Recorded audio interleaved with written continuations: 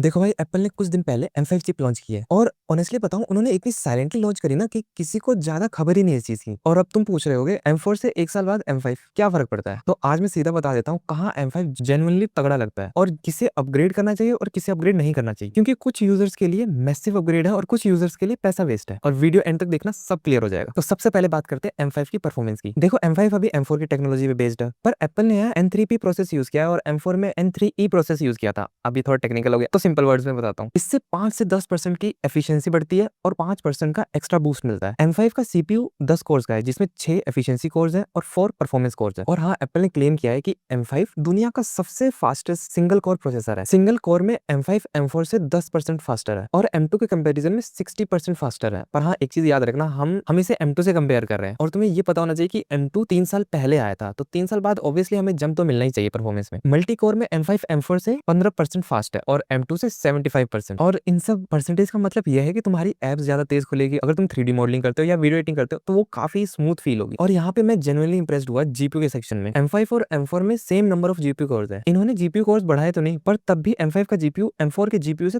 30% better है। पर ऐसा हुआ कैसे? देखो, M5 चिप में एप्पल ने एक ऐसा काम किया जो अभी तक किसी भी चिप में नहीं किया था। हर जीपीयू कोर के अंदर एक न्यूरल एक्सकलेटर डाला है। अब इसका सिंपल सा मतलब ये है, पहले के जीपीयू कोर्स सारे मिलके एक एआई टास्क परफॉर्म करते थे, पर अब हर एक कोर डायरेक्टली एआई हैंडल कर सकता है। अब इसका रिजल्ट क्या हुआ? M5 का एआई जीपीयू परफॉर्मेंस M4 से 4 गुना तेज है। और ये जो न्यूरल एक्सेलरेटर है, ये स्पेसिफिकली कुछ चीजों में काम करता है, जैसे image generation, video upscaling, real time AI effects and object detection. और बिना कोर्स बढ़ाए इन्होंने इतना तगड़ा जंप लिया है।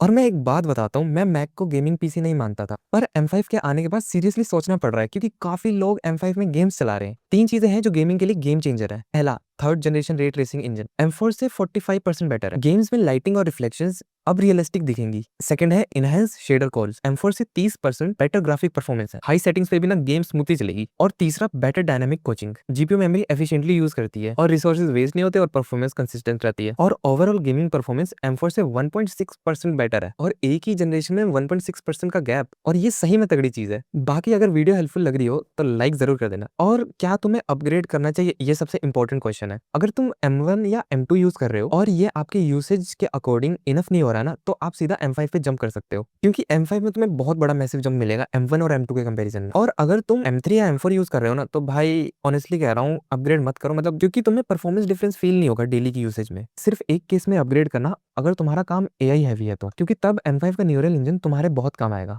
पर अगर तुम्हारा काम M3 या M4 में बढ़िया चल रहा है ना, तो M5 पे अपग्रेड करने की कोई जरूरत नहीं है। पैसा बचाना चाहिए क्योंकि। और अगर तुम्हारे पास टेक्निकल गुरुजी जैसा पैसा है तो भाई खरीदता लो जो तुम्हें चाहिए। और भाई, ये M5 चिप का ऑनेस्ट ब्रेकडाउन था, क्योंकि M5 तगड़ा तो है कुछ जगह पर। और अब तुम मुझे कमेंट में बताओ कि अपग्रेड करना चाहिए या नहीं। और अगर तुमने M1 या M2 से जंप किया ना M5 पे, तो अपना एक्सपीरियंस जरूर शेयर करना। और तब तक के लिए बाय बाय।